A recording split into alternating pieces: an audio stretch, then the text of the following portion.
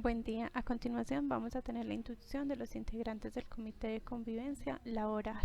Este video tiene el contenido de ¿qué es el Comité de Convivencia Laboral? ¿Para qué sirve el Comité de Convivencia Laboral? Las funciones y responsabilidades del Comité de Convivencia Laboral, la gestión del riesgo psicosocial y la Ley 1010 del 2006. ¿Qué es el Comité de Convivencia Laboral? El Comité de Convivencia Laboral es la institución que propende evitar y prevenir el acoso laboral en las empresas, al igual que prevenir el estrés que de ello se deriva. Por tal razón, su papel es trascendente y no solamente formal. Es el que se encarga de consolidar relaciones sanas entre los trabajadores y tener un buen clima laboral en la institución. ¿Para qué sirve el Comité de Convivencia Laboral? La constitución de los comités de convivencia laboral se hace como una medida preventiva de acoso laboral que contribuye a proteger a los trabajadores contra los riesgos psicosociales que afectan la salud en los lugares de trabajo. Los miembros del comité de convivencia laboral tienen unas funciones establecidas que se dan de la resolución 652 del 2006, la cual es modificada por la resolución 1356 del 2012. Esta resolución aplica para entidades públicas y privadas. La conformación de los integrantes del Comité de Convivencia Laboral se da. Para empresas con menos de 20 empleados se designa un representante del empleador y un representante del trabajador. Para empresas con más de 20 empleados se designan dos representantes del empleador y dos representantes de los trabajadores con sus respectivos suplentes. Entonces, en total serían 8 integrantes para representar a los colaboradores. La forma de selección será: el empleador designa directamente a los colaboradores que ve que tienen las habilidades para desempeñarse como un integrante del Comité de Convivencia Laboral. Por parte de los trabajadores se hace una votación democrática donde ellos eligen las personas que quieren que los representen en este comité. El procedimiento lo establece la empresa. El número de comités es 1, pero los integrantes pueden participar en otros comités. Los miembros del Comité de Convivencia Laboral deben de tener unas cualidades propias. Preferiblemente las personas deben de tener respeto, deben ser imparciales, deben de tener tolerancia, serenidad, confidencialidad. Esta parte es muy importante, ya que todo lo que se hable dentro del Comité de Convivencia Laboral debe ser de suma privacidad. Para esto los integrantes firman una cláusula de confidencialidad donde se hacen responsables de que toda la información que hay en el Comité de Convivencia Laboral no va a salir. La reserva en el manejo de la información y ética. Deben de tener habilidades como comunicación asertiva, liderazgo y resolución de conflictos. Hay que tener en cuenta que hay personas que pueden tener impedimentos para ser parte del Comité de Convivencia Laboral. ¿Qué personas son? Personas que hayan sido víctimas de acoso laboral 6 meses antes, o personas que sean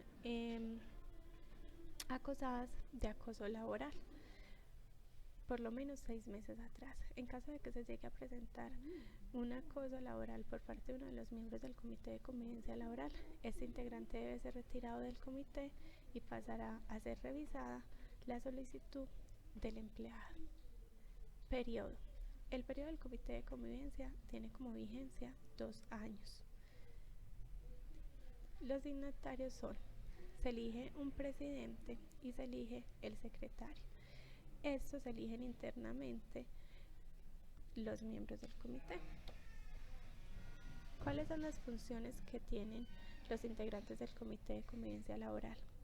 La primera, recibir y dar trámite a las quejas presentadas en las que se describen situaciones que pueden constituir acoso laboral, así como las pruebas que las soportan. 2. Examinar de manera confidencial los casos específicos o puntuales en los que se formula la queja o reclamo, que pudieran tipificar conductas o circunstancias de acoso laboral al interior de la entidad pública o privada. 3. Escuchar a las partes involucradas de manera individual sobre los hechos que dieron lugar a la queja. Primero se escucha a la persona que da la queja de acoso laboral y luego se cita a la persona que es el supuesto victimario. 4. Adelantar reuniones con el fin de crear un espacio de diálogo entre las partes involucradas, promoviendo compromisos mutuos para llegar a una solución efectiva de las controversias.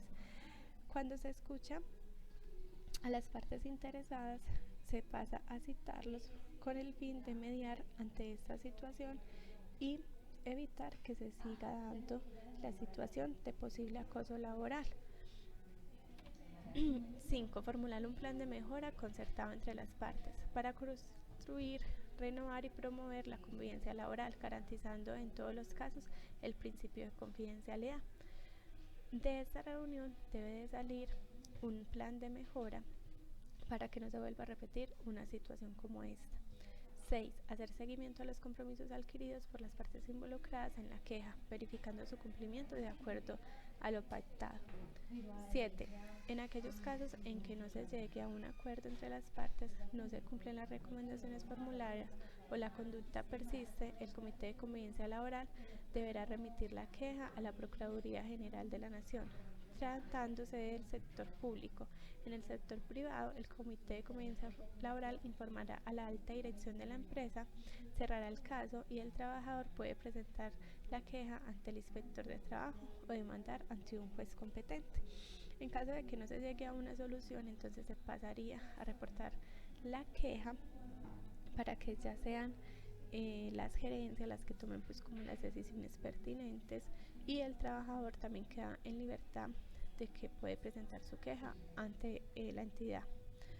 8. Presentar a la alta dirección de la entidad pública o la empresa privada las recomendaciones para el desarrollo efectivo de las medidas preventivas y correctivos del acoso laboral, así como el informe anual de los resultados de la gestión del Comité de Convivencia Laboral y los informes requeridos por los organismos de control.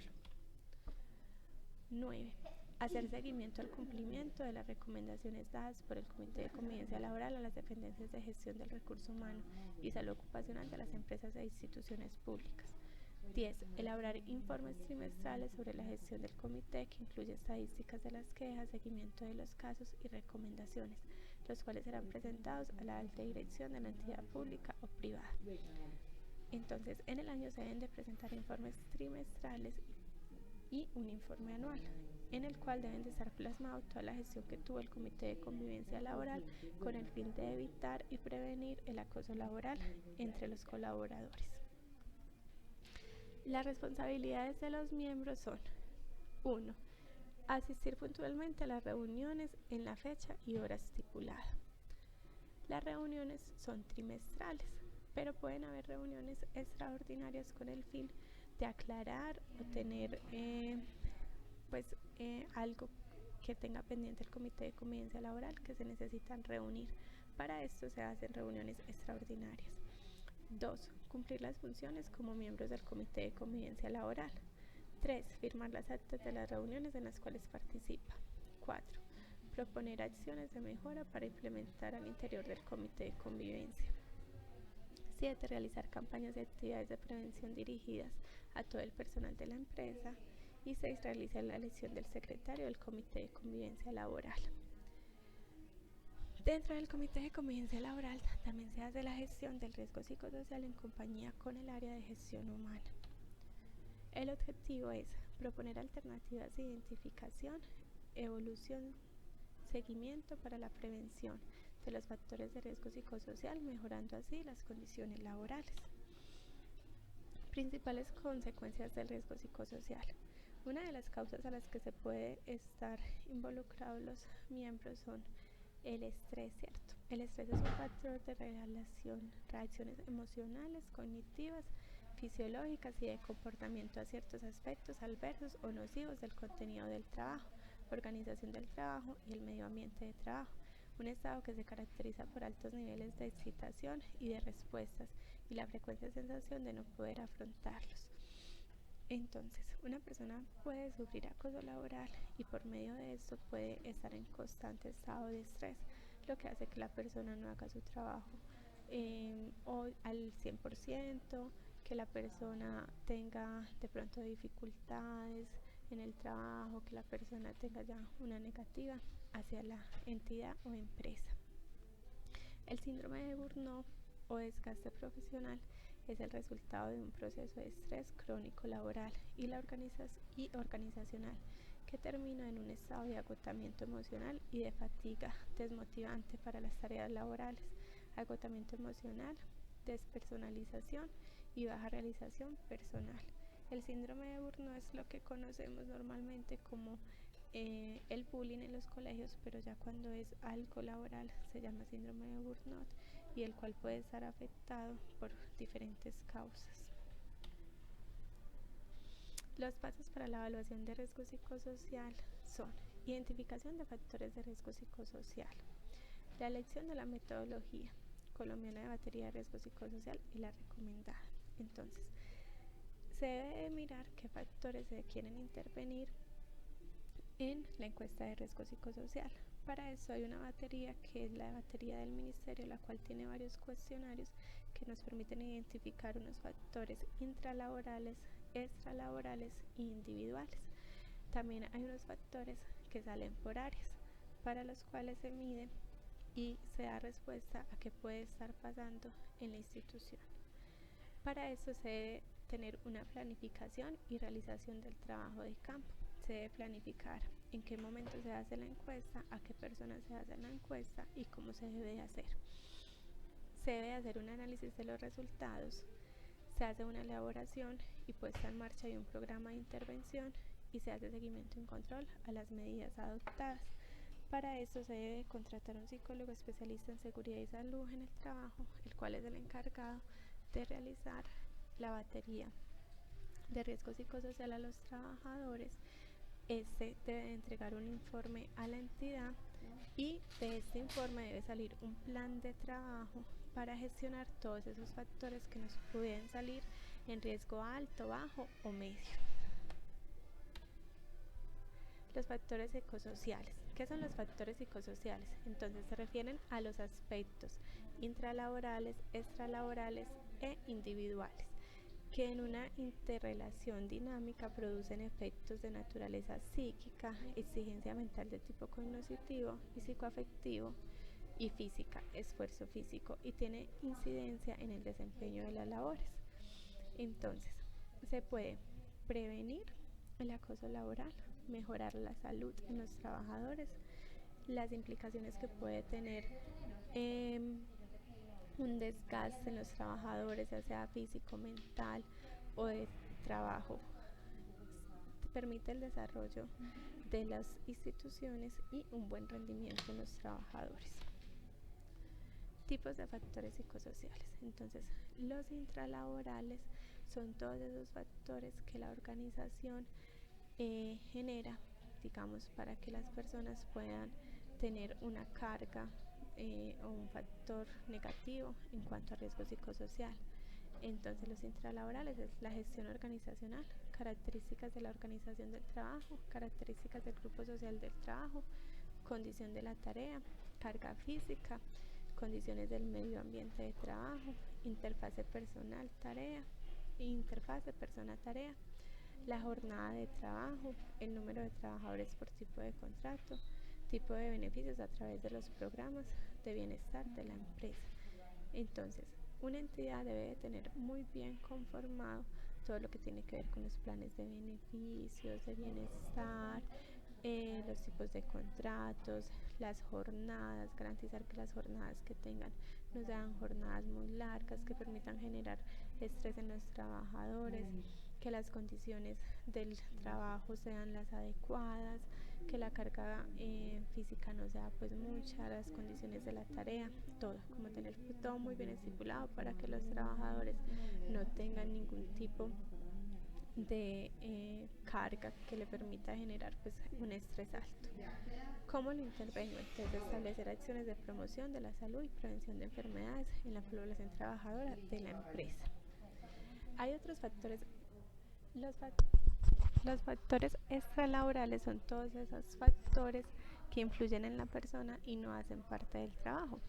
¿Cómo pueden ser algunos? La utilización del tiempo libre, cómo la persona invierte su tiempo libre, si dedica tiempo para las actividades de dispersión, si por lo contrario es una persona que no dedica tiempo y por eso entonces es una persona que se ve afectada directamente por el estrés, el tiempo del desplazamiento y medio de transporte que utiliza. No es lo mismo una persona que se gasta 15 minutos para llegar al trabajo y tiene que tomar solamente un bus, a una persona que quizás se gasta 2 horas llegando al trabajo, que tiene que coger medios de transporte. Ya es una persona que posiblemente tiende a llegar con un poco de estrés al trabajo.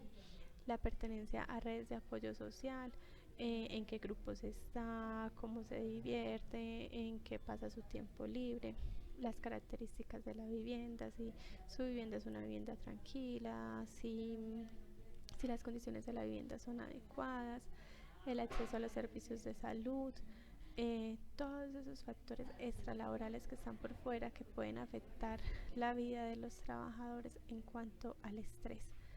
¿Cómo se pueden intervenir? Entonces, diseñando planes de intervención en aspectos psicosociales y de bienestar del trabajador. Entonces, cómo enseñarles a los trabajadores en cómo invertir su tiempo libre, cómo compensar ese tiempo que se gasta en el trabajo viniendo a estar acá en la institución, los grupos de apoyo que se pueden ofrecer.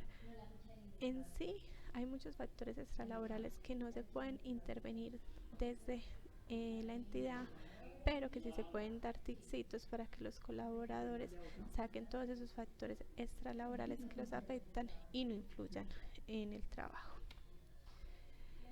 Los factores individuales entonces son la organización debe conocer los rasgos de personalidad de los empleados y sus estilos de afrontamiento a las situaciones estresoras, establecer planes y proyectos o procesos orientados a suministrar factores protectores a los colaboradores. Son todos esos factores individuales que están asociados con la personalidad de cada ser humano.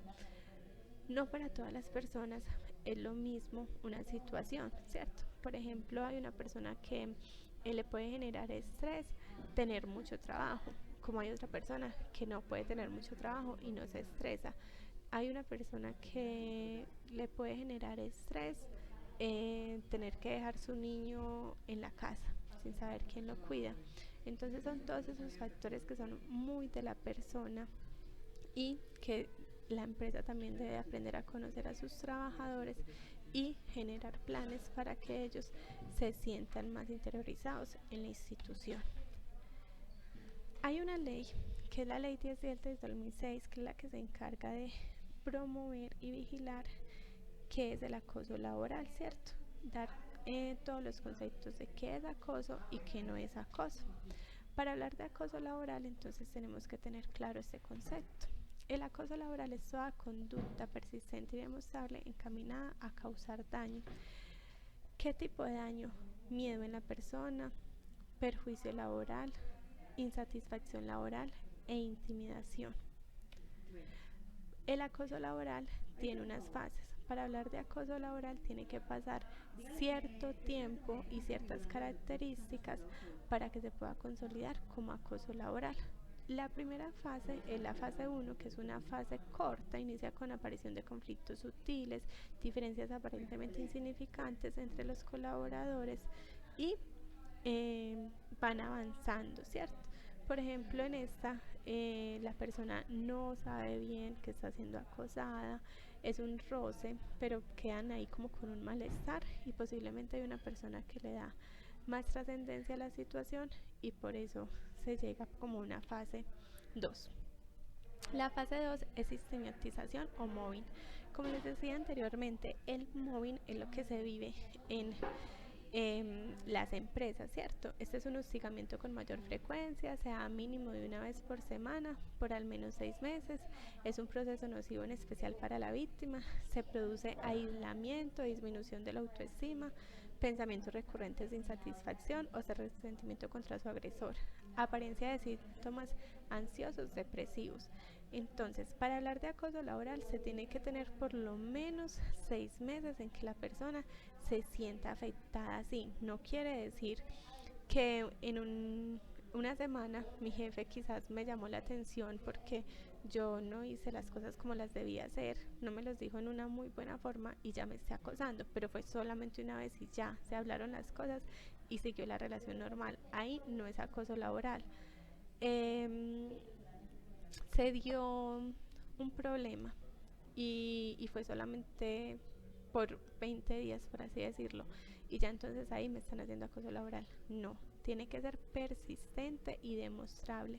No quiere decir que yo estoy sintiendo que me están acosando y ya voy a ir a decir, no, es que Peranito de tal me está haciendo acoso laboral sin tener pruebas, sin tener testigos, sin ser realmente demostrable, ¿cierto? La fase 3 es la intervención en la organización. Cómo la empresa interviene frente al acoso laboral. El mobbing afecta el funcionamiento de la empresa. Esta puede realizar la intervención de dos formas, positivamente y negativamente. Positivamente, simplemente no prestando atención prestando atención a la situación, mirando qué se va a hacer, realizando planes de intervención y modificando esas conductas que constituyen acoso laboral. O negativamente, simplemente no prestando la atención, haciendo como si no pasara nada y tomando quizás medidas como despedir a una de las dos personas, ¿cierto? Lo cual tampoco es como la forma, porque pues, primero se tiene que hacer planes de acción para mirar que todo cambie. La fase 4 es de expulsión o marginación. Este es un incremento del deterioro de la persona acosada y la estigmatización en el ámbito laboral. En esto se pueden ver expulsiones de la empresa, indemnizaciones, cambios de sitios de trabajo, solicitud de tratamientos psicológicos. Acá la persona ya empieza a incapacitarse con más frecuencia, a no querer ir a trabajar, a sentirse cansada, estresada, pesada, a sentir que no quiere hacer nada. Su rendimiento laboral también se ve afectado, ya no va a hacer las funciones con el mismo empeño, sino que va a haber como digamos un rechazo hacia lo que hace. El mobbing viene del término mo, que significa regañar, atacar o maltratar. Es la manifestación de cualquier conducta negativa, hostil, inmoral, abusiva o cruel. Dentro del mobbing se le prohíbe a la víctima charlar con los compañeros de trabajo, no se da respuesta a sus preguntas verbales o escritas, se instiga a los compañeros en su contra, se les excluye de las fiestas organizadas por la empresa y otras actividades. Acá hay que ser pues como muy centrados. Sabemos que hay personas que se la pueden ir mejor con otras por su personalidad, por su forma de ser, por diferentes tipos de cosas. Entonces, un grupo de personas organizó una fiesta y no invitó a la persona que cree que está siendo acosada, pero es una fiesta que no organizó la institución. Ahí no sería acoso laboral porque pues y fue por fuera de la institución. Ahí no sería pues acoso laboral, distinto a que se hizo la fiesta de Navidad y no se invitó a esa persona. Ahí se podría hablar de un posible acoso laboral. 5. Los compañeros evitan trabajar junto a él o ella con el fin de evitar, digamos, estar con esa persona para que no sean también involucrados en todo lo que tiene que ver con el acoso laboral. La Ley 1010 del 2006 es un intento del Estado por prevenir el acoso laboral en las empresas. Dice que el trabajo se debe desarrollar en condiciones dignas y justas y se ejerce sobre quienes realizan actividades económicas en una relación laboral. Esta ley tiene el contenido de definir las formas de agresión, prevenir las formas de maltrato, corregir las formas de maltrato y sancionar el ultraje de la dignidad. Se sanciona no solamente a las personas involucradas, sino también, digamos, a las entidades si no se da un buen manejo de las quejas presentadas. Por ejemplo, si el comité de convivencia no da un buen manejo a las quejas que se presentan, pueden haber sanciones por parte de esta ley.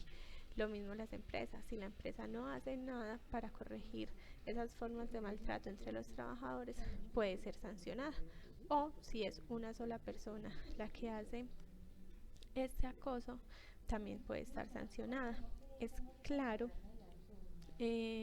importante decir que el acoso laboral se puede presentar entre colaboradores, entre un jefe y un subalterno o entre un subalterno y un jefe.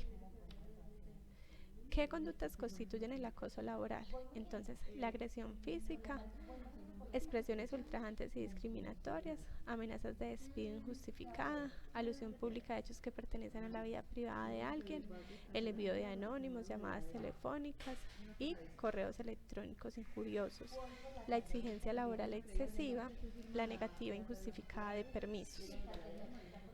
¿Qué no es acoso laboral? Entonces, la formulación de exigencias razonables de fidelidad laboral y lealtad empresarial.